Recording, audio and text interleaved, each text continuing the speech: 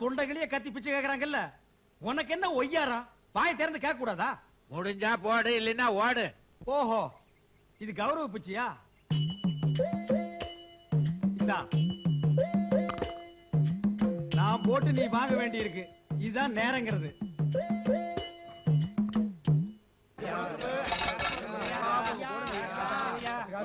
ஏன் நொய்யு நொய்யுன்னு கத்துறீங்க? அந்த பெரியவர்கிட்ட 20 ரூபா போட்டிருக்கேன், எல்லாரும் பிரிச்சு எடுத்துங்க. அவர் 20 ரூபா கொடுத்தாமே, ஏன் பங்க குடியா? அவர் 20 ரூபா கொடுக்கலையா, 1 ரூபா தான் கொடுத்தாரு. அவர் தர்ம பிரபு, பொய் சொல்ல மாட்டாரு. எடியா காசா? ஆமா, யார் நீ? புதுசா இருக்க? எங்க யூனியன்ல மெம்பரா நீ? யூனியனா? அது என்ன யூனியன்? அகில உலக பிச்சைக்காரர்கள் யூனியன். இதுக்கு முன்னாடி நீ எங்க பிச்சை எடுத்த? ஐயா, நான் உண்மையே சொல்லிடுறேன், நான் பிச்சைக்காரனே இல்ல, நான் ஒரு கோடீஸ்வரன். என்னையா பெரிய கோடீஸ்வரன்? எங்க தலைவரை விடவா? எங்கயா நம்ம தலைவர்? தலைவர் பேங்க்ல பணத்தை டெபாசிட் பண்ணி போயிருக்காரு. அத வடார தலைவர். என்னப்பா அங்க கலாட்டா? ஒரு நான் மெம்பர் நம்ம ஏரியாவுல வந்து பிச்சை எடுக்க வந்த என்ன தலைவா? யாருப்பா நீ?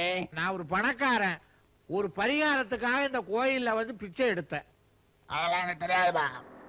எப்ப நீ மெம்பர் கார்டு இல்லாம வந்து பிச்சை எடுத்தியோ, 3 நாள் கலெக்ஷன் பணத்தை கட்டிட்டு தான் போகணும்.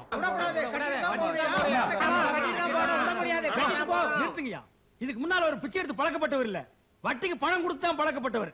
ஏதோ செய்த பாவத்தை கழுவுறதுக்காக கடவுளுக்கு கொஞ்சம் பணம் செலவு பண்ணுவார். அது போட்டுண்டா, அது என்னமோ 3 நாள் கலெக்ஷன்றாரு, அது என்ன அமௌண்ட்? என்ன இன்னைக்கு கிருத்திகை நாள், ஒரு 5000 ரூபாய் கேட்பாங்க, கொடுத்துருங்க.